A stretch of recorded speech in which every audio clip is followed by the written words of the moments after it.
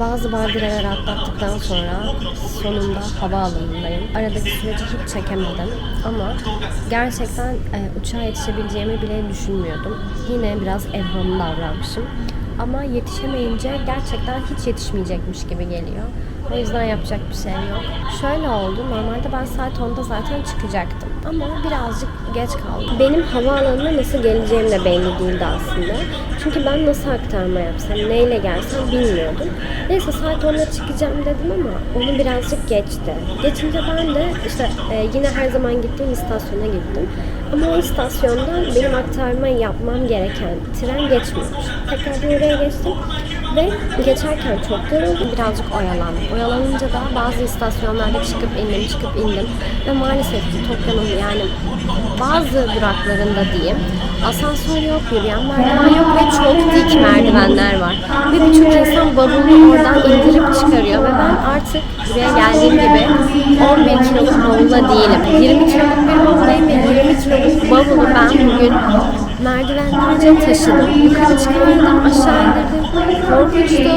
Geç kalacağım korkusuyla, endişeyle birlikte zaten heyecanla su kestim yani.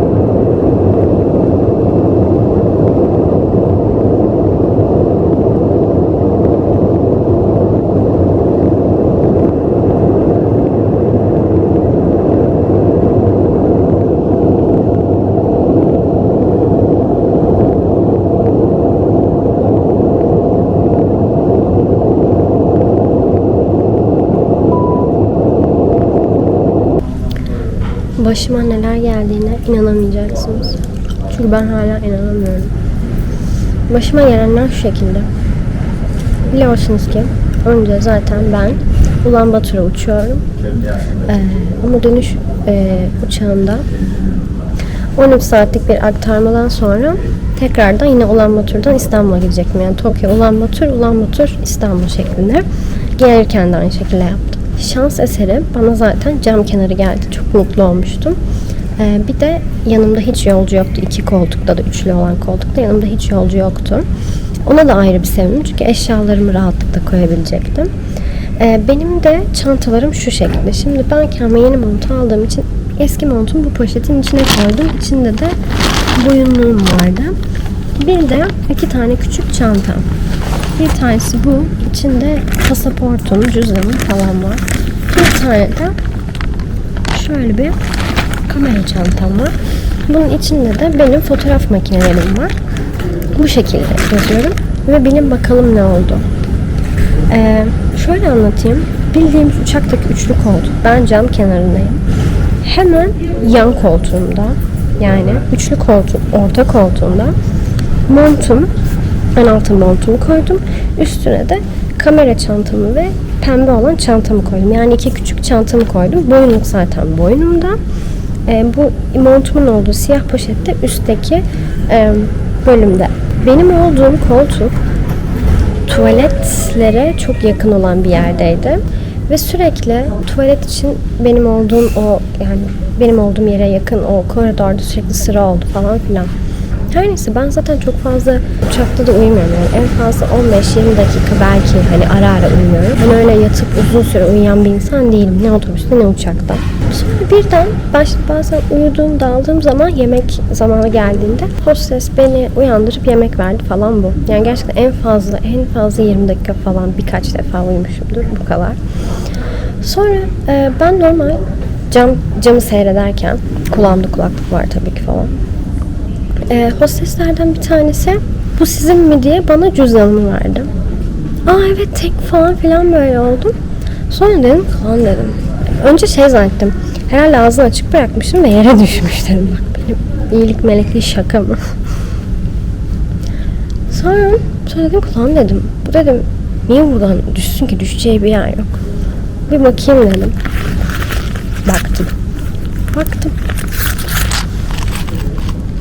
Baktım ve gördüğüm manzara bu. Şimdi bu cüzdanın içinde neler vardı? Bu cüzdanın içinde olan şey şu. Ben zaten kart geçen yerlerde hep kartla alışveriş yaptım. Nakit çok yapmamaya çalıştım. Bir de benim yanımda hem dolar hem euro vardı. Ben gelirken hep dolarları bozdurdum. Euroları kenara bıraktım. Olur da çok harcama yaparsam ve nakit bozdurmam gerekirse diye euroları tuttum. Onları yene dönüştürmemiştim. Şimdi dönüyorum ya. Bir de şöyle bir şey var. Bir de ben ne olur ne olmaz parası Türk lirasını şöyle bir döviz bozdurduğum yerden bana verdikleri şöyle bir çantanın içinde saklıyordum. Euroları da aynı şekilde yine böyle bir çanta vardı. Yani küçük böyle bir çanta diyelim buna. Eurolarımı da bunun içine koymuşum. Eurolarım dediğimde 135 euro. Ama dile kolay 135 euro 4400 TL yapıyor. Bu cüzdanımın içinde olan da o çantanın içindeki 135 euro ve benim havalimanında ben uçağa yetişemeyeceğim diye orada Türk lirasına falan dönüşüm yaptırmadım. Direkt cüzdanımın içinde yen vardı. Yenler de toplamda 15-16 bin yendi. Ama 15 bin yenden garanti eminim. 16 bin yen belki. Bunlar nakit paralarımdı benim cüzdanın içindeki. Gördüğüm an, cüzdanı boş gördüğüm an yaşadığım şoku anlatamam. Yani anlatamam ya. Hani öyle bir duruma uğradım ki önce sadece yeğenlerimin gittiğini düşündüm. Yok dedim ya. Ben dedim kesin bunu dönüştüreceğim. Hani havalimanında kesin vurdum, çantamın bir yerine koydum falan diye düşündüm. Defalarca hem kamera çantamın içine hem kendi bu kişisel eşyalarımı koyduğum çantanın içine defalarca kez baktım. Ve yok. Dedim ki zaten dedim hani uyan abi hani koltuğun altında bulmuş bu arada. Hostes koltuğun altında buluyor ve bana veriyor. Benim çantamın içinde kapalı olan cüzdan yani kapalı, çantada kapalı. Nasıl oraya geldi? Hani çantanın içinden çıkarak yürüdü ve oraya mı oturmaya karar verdi? Sonuç olarak bir hırsızlık vakasıyla karşı karşıyayım. Paralarım gitti. Türk lirasını çevirdiğimiz zaman 7.000 TL, 7500 TL gibi bir şey oluyor. Yani sıkıntı yok ya. Gerçekten sıkıntı yok. Sıkıntı var. Param gitti. Çok o an böyle çok karışık duygular içindeydim. Tamam mı? Bir de şöyle bir şey oluyor. Şimdi evet hani normal bir ruh halindeyken insanlarla İngilizce konuşmak çok kolay ama duygusal olarak patlamaya yaşadığım bir anda İngilizce konuşmak hani böyle Türkçe kelimelerin girmesine falan sebep oluyormuş. Ben bunu bilmiyordum. Sonra hostese dedim ki excuse me dedim. Sonra anlattım durumu falan. Hani emin misiniz? Hani tekrar kontrol edin falan dedi bana. Evet eminim dedim. Sonra tekrar baktım. Sonra uçakta tekrar kontrol etme süreci başladı. Ben uçakta bir defa lavaboya girdim sadece. Onun dışında gerçekten tuvalette inanılmaz tuvalet kuyruğu vardı ve tabii ki insanlar ayakta beklemek istemediği için ve benim o koridor tarafındaki 3. koltuk boş olduğu için oraya çok oturmuşlardı. Ben de yanımda birkaç kişiyi defa gördüm. İşte bir tane çocuk gördüm, adam gördüm falan filan. Ama yani abi aklıma böyle bir şey gelmedi ki çünkü önemli eşyalarım yanımdaki koltukta. Hani nasıl o kadar hani boynuma asıp şey yapacak kadar paranoyak değildim. Belki artık bundan sonra böyle olurum. 7.000 liranın acısıyla. Kendime belki bir 7.000 TL'lik daha bir özel bir kese yaptırarak artık seyahatte böyle dolaşabilirim, bilmiyorum. Neyse sonra hostesler falan geldi, durumu anlattım. Ve işin kötü yanı böyle hani abi yenim gitti 3300 lira mı 3000 küsürlü bir paraydı, tamam mı? Uf abi 3000 küsürüm gitti, işte ben hayal falan koyuyordum o parayı şimdi ben Türk lirasını çevireceğim, işte Türk lirasını çevirince işte ben onu banka hesabıma atacağım, banka hesabımın altında bu ayki işte kredi kartı borcumun bir kısmını onunla ödeyeceğim falan. Dolayısıyla ben üzülürken birden aklıma benim 135 euromun da olduğu ve onun da benim cüzdanımın içinde olduğu aklıma geldi. Ve o an ikinci şokla daha da kötü oldum ve bu sefer çaresizlikten ağlamaya başladım. Yani hüngür hüngür ağlamadım. Hani böyle ağlıyorum ama hani şoklu bir ağlama, hani şok dalgalı bir ağlama. Bir yandan hostesler bir şey soruyor. Bir yandan İngilizce cevap vermeye çalışıyorum. Beynim Türkçe sövüyor ve hani o an şey istiyorum. Hayır, şu an kötü kabuslarla dolu bir rüyadayım ve uyanmak istiyorum yaşıyor. Neyse sonra hala kabusum devam ediyorsa eğer ne mutlu bana, ama bu kabusum devam etmiyor bence. Neyse sonra biz bunu hosteslerle konuştuk. Hani ne yapmak istiyorsunuz, ne düşünüyorsunuz falan dedi bana. Hani dedim bilmiyorum hani falan ve ben kamera olduğunu düşünüyorum. Ve kamera yokmuş uçağın içinde. Abi neden yok kamera uçağın içinde? En kıytırık yerde bile kamera var. Her neyse uçakta kamera yok. Zaten uçak karanlık. Zaten gece uçuşuyor. Yani ben de yanıma oturan kişilerden şüphelensem bile onları göremem ve birbirine benzeyen çok insan var. Her neyse. Sonucuma efendim ben bir ağla zırla sağa sola bak uçaktan indik. Ondan sonra polis geldi uçağa, işte yolcuların bir kısmı falan gitti tabii. İşte söyledik durumu falan filan. Bu arada ben şeyde söyledim hostese. Yenlerim normal cüzdanın içindeydi ama aynı bölümde bir de o küçük exchange bürosunun bana verdiği o küçük çantanın içinde de eurolarım var dedim. Bu önemli, eğer bunu görürseniz dedim kesin dedim ona ait dedim. Tamam dedi. Sonra neyse yolcular, zaten uçak neredeyse boşaldı. Dedi ki hani bir dolaş dedi, hani yüzünü görebildiğim biri var mı dedi ve çok korkunç bir şeydi. İnsanlara hırsızmış gibi tek tek yüzlerine baktım, bu muydu dedim, yok dedim, yani tanıyorum ama zaten kimseyi ben görmedim bir şey alırken, yani ruhum duymamış arkadaş, ya adam çok profesyonel ya da benim ruhum duymadı, bak gerçekten ruhum duymadı. Yolcuların suratına baka baka dışarı çıktık.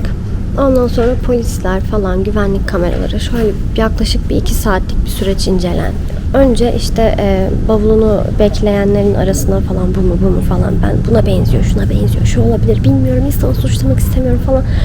Öyle bir süreç yaşadık. Önce bir etrafta dolaştık falan. Bir polis peşimizde. Hostesler translate için orada yanımda falan. Onlar kendi dillerinde konuşuyorlar. Zerre anlamıyorum. Her konuştuklarını çevirmiyorlar. Ondan sonra işte yolculara bakıyorum, lan bu muydu ya, milleti boşuna suçluyoruz diyorum falan. Sonra biz bir odaya geçtik. Güvenlik kameralarını izlemeye başladık. İşte onlar benim zaten pasaportumu falan aldı. İşte ben normal girer gibi söyledim her şey. Şunun için buradaydım, bunun için buradaydım gibi. Tabii ki başka polisler geldi. Rütbesi daha yüksek olduğunu düşündüm. Onlar geldi. İşte hepsi kendi aralarında konuştular. Ben artık hiçbir şey yapmadım ama artık şöyle bir şey oldu. Benim belki bu adam olabilir diye şey yaptığım biriler ve zaten yolcuların birkaç tanesi hosteslerle görüştü. Birileri burada çok dolaş. Bir tane adam dedi, burada dedi çok dolaş dedi. İşte hani kahverengi şeyle yok işte fermuar üstünde bir şey olan mı, yok şapka olan mı bilmiyorum. Bir adam burada çok dolaştı, gidip geldi falan dedi kadının biri. Bir adam falan bu böyleydi, ben bunu şöyle yaparken gördüm falan. Öyle şeyler söylemişler yani hem polise hem hosteslere. Onlar işte o şekilde ifade verince artık şöyle ben hiç kimseyi görmediğim için ve net bir tanımlama yapamayacağım için yolcular ne söylerse biz güvenlik kamerasında bu buraya gel şimdi bu açıdan izle işte şöyle böyle onların isimleri sen bir şey hatırlıyor musun bu adam tanıdık yapar üstüme geliyor ama ben hiçbir şey görmedim. Neyse o yolcuların şeyine göre yani birilerinin isimlerini not ettiler. Ama yani ben diyorum ki abi şimdi ne olacak? Hani diyelim ki sen 5 tane kişiyi oraya yazdın. 5 tane kişiyi yazdın. Ben hani bunların hiçbirini zaten evet bu diye kanıtlayamam. Hani söyleyemem çünkü. Aynı şekilde onları mesela gitseler, sorsalar. Onlar da evet ben çalmıştım hadi parayı geri vereyim demez diye düşünüyorum. Onlar böyle bir şey söylemeyecek. Onlar benim bilgilerimi almadı. Ben A4 kağıdına IBAN'ımı yazdım, adımı soyadımı, işte şuyum buyum, iletişim bilgilerim, ne kadar para kaybettiğimle ilgili her şeyi yazdım. Dediğim gibi bu süreç bayağı bir 2 saat falan sürdü yani. Sağa sola geldik hep. Şu anda ben ilk geldiğimde Tokyo'ya aktarma yaptığım o işte uçağa alındığımız o bekleme bölgesindeyim. Beni buraya verdiler şimdi hani sen burada dinlen ama bekle dediler. Çünkü Ulanbator'da polis ekipleri geliyormuş. Allah aşkına polis ekipleri bana geliyor o zaman lütfen paramı bulsunlar yalvarıyorum. Ama bana gerçekten çok yardımcı oldular. Kimse o paranın bana geri döneceğine inanmıyor. Bunu anlayabiliyorum. Çünkü net ben hiçbir şey görmemişim. Bir kamera yok o an. Yani sadece şüpheliler var. O şüphelilere de ulaşsak ne olacak? Ha bu arada bu detayı söylemeyi unuttum. Ben böyle etrafta hani yarı gözyaşlı çaresiz bir şekilde dolaşırken Allah'ım şu kocaman korkunç uçuğum yani Fuji Dağı'na gidemeyeceğim diye çıkardım uçuğum. Umarım büyümez. Ben işte öyle çaresiz dolaşırken işte hostes diyor ki şu alan mı falan filan böyle söylüyor.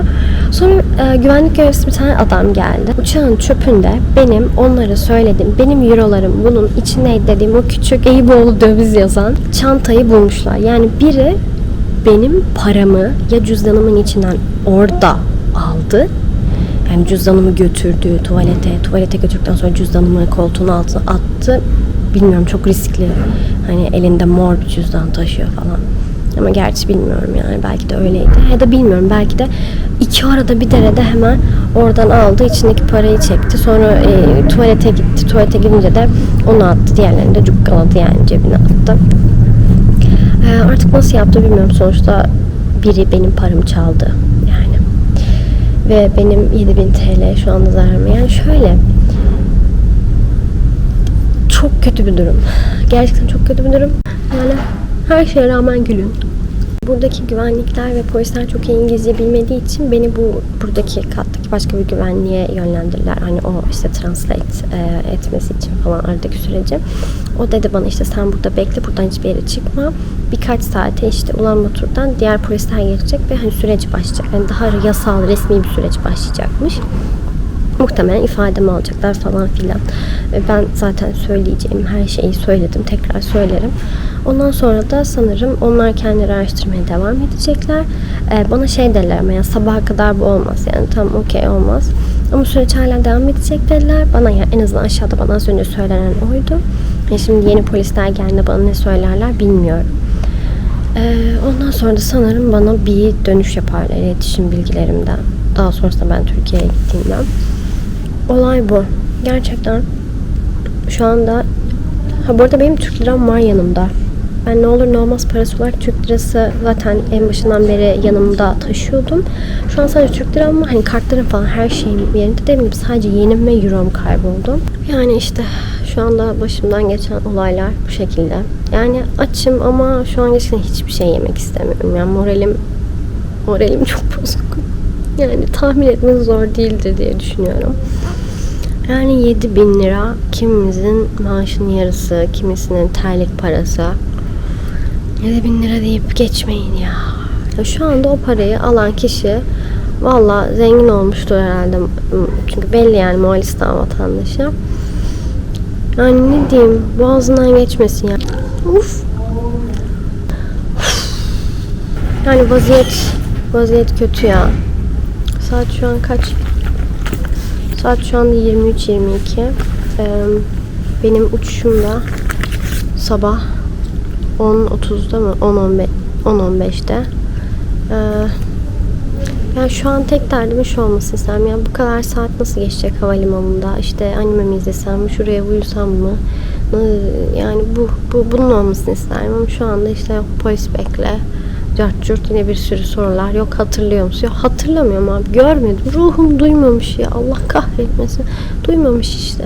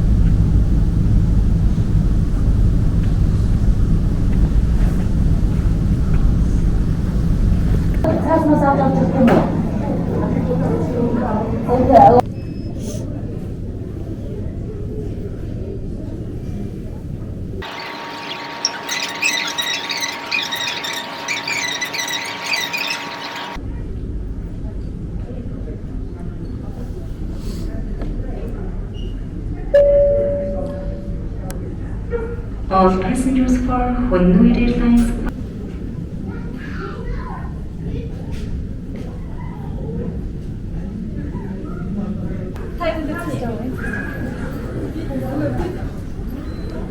Tam olarak bütün gece burada kıvrılarak uyudum. Bir sağa döndüm, bir sola döndüm.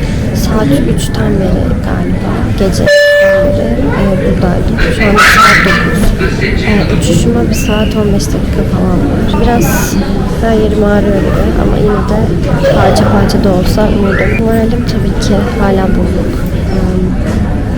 Bir de son video çektikten sonra da polisler geldi. Burası biraz karanlık ve ıssızdı. Ben bir saat ya da belki 1,5 saat kadar falan bekledim. O işte translate için olan kişi geldi ve 3 tane polis geldi sonrasında. Önce bir tanesi bana polis kartını gösterdi. Verdi elime bakayım ve emin olayım, güveneyim ona diye. Pasaportumu istedi. Pasaportumu verdim. Pasaportumu falan kontrol etti. Daha sonrasında bana söyledikleri şey şu. Hani bunu tutanak tutmak, tam olarak bizdeki tutanak tutmak bu. Tutanak tutup olayı resmileştirecekler yani bu olay. Bana dediler ki işte hani polis ofisine gitmemiz gerekiyor. Yani bunu prosedür olarak hani yazmamız gerekiyor dediler. Tamam dedim. Ve ben havalimanında olduğunu düşündüm polis ofisinin. Neyse aşağı iniyoruz. Sonra bana işte inerken falan şey dedim, istersen montunu kapat hani dışarı soğuk. Dedim ki hani dışarıya mı çıkıyorsun, hani havalimanında yapmayacak mıyız? Hayır dedi, işte havalimanının dışında dedi polis departmanı.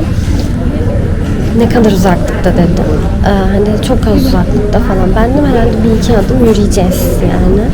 Sonra bir arabaya doğru gittik.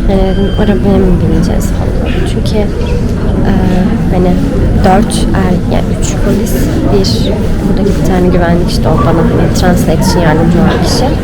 4 erkek, bir ben ve bir arabaya biniyoruz ve Moğolistan'dayım. Özellikle bir havaalanı bölgesi, küçük bir havaalanı, ıssız, çok fazla zaten uçuşun olmadığı, sirkülasyonun çok olmadığı bir yer burası havaalanı olarak.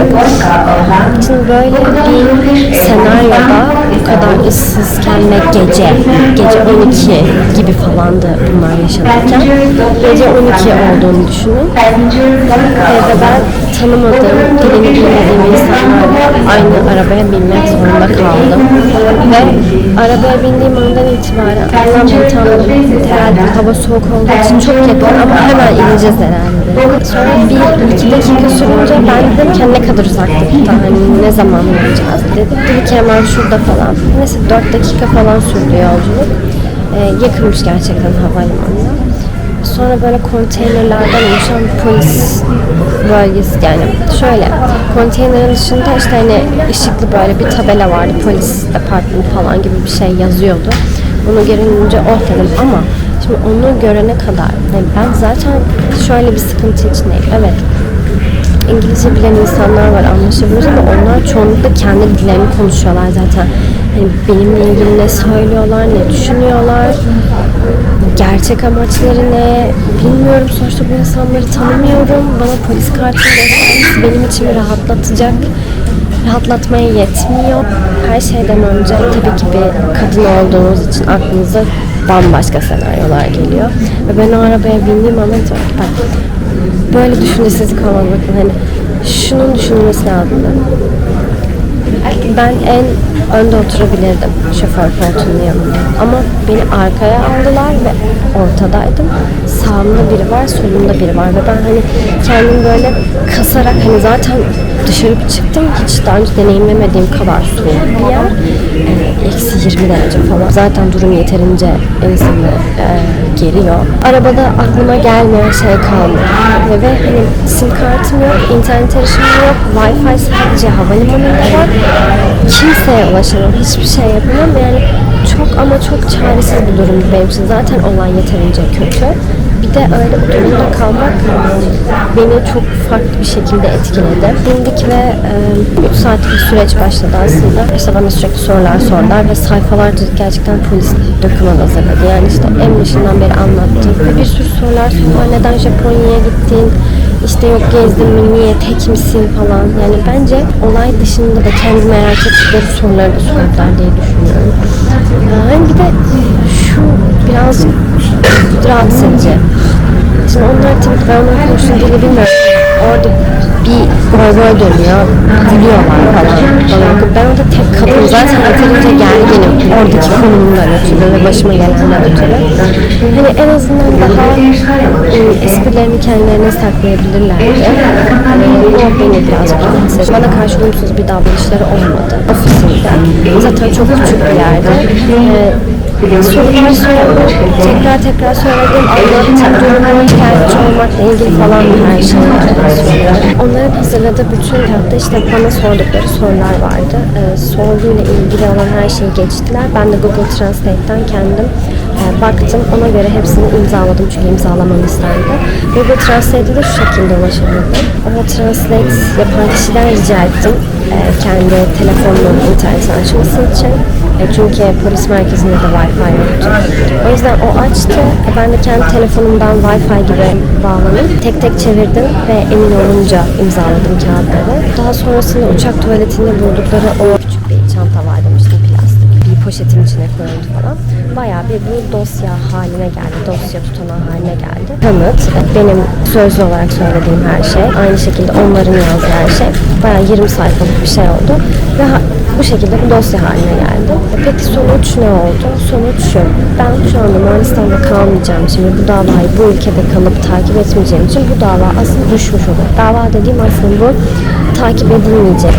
Sadece resmi olarak bunun kayda geçmesi gerekiyor ve kayda geçti. Hepsi bu. Eğer ki Türkiye'ye döndüğümde Türk Büyükelçiliği ne söylersem, durumu iletirsem, onlar devreye girerse o zaman onlar benim için ben Moğolistan'da olmasam bile benim için devreye girip süreci devam ettirebilirler. Ama tabii ki şu anda elçilikle konuşmadığım için prosedür yani ne olur onu bilmiyorum. Çünkü yani belki benden bir şey isterler. Belki atıyorum çok daha ciddi bir durum olması gerekiyor. Belki onlar da böyle bir şeyin peşine düşmek istemez.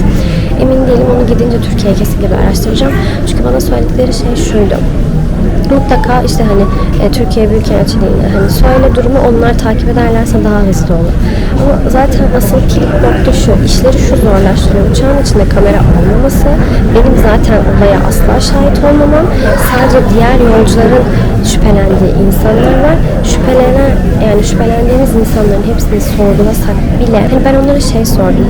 Diyelim ki şüphelendiğimiz insanları bulduk ve onlara sorduk. Onlar evet ben yaptım demedikçe benim param geri gelecek mi dedim. Hani onlar dediler ki hiç süreçle ilgili bir şey söyleyemeyiz, bilmiyoruz, emin değiliz dediler. O yüzden şu anda her şey muallak. Sadece ben yapabileceğim maksimum şey elçilikle iletişime geçmek olduğu için Türkiye'ye döndüğümde elçilikle iletişime geçeceğim. Dediğim gibi eğer ki onlardan yana onlar benden bir talepte bulunmazsa ekstra o zaman onlara söyleyeceğim ve benim için buradaki takip sürecinin devam etmesini isteyeceğim. Şu anda olay bu. sadece çok büyük bir gerginlik yaşadım. Yani neredeyim, başıma ne geldi? Zaten üzücü bir durum. Hani bir de güvenlikle ilgili yaşadığım işte o şey beni psikolojik olarak biraz etkiledi şu an. 3:30 gibi ben havalimanına yine geri döndüm polis ofisinden. Daha sonrasında burada da işte sağa döndüm, sola döndüm, yattım. İşte marketten bir şeyler aldım da yedim. Buydu yani hepsi. Şu an hani gerçekten gitmek istiyorum. Bakın yine cam kenarı geldi. Hayatta mutlu olmak için ne kadar çok sebep var. Değil mi? Aşırı fazla sebep var.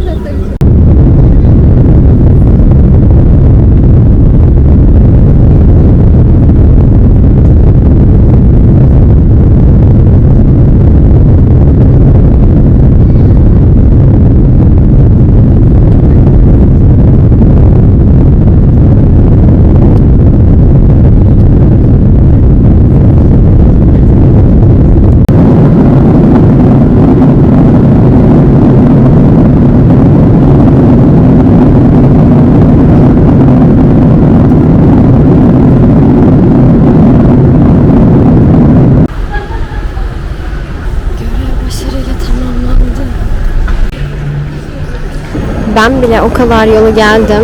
10 dakikadır bagaj bekliyorum. Bak şimdi yeni. Daha yeni şu anda girdi sıraya.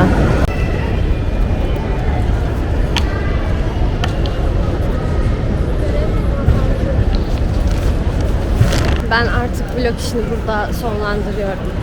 Gümrükten muaf eşya kısmına gidiyorum. Umarım gümrük memurlarının benim anime figürlerimde ve mangalarımda gözü yoktur. Zaten onun dışında bir şey almadım. İyisiyle kötüsüyle güzel bir yolculuktu.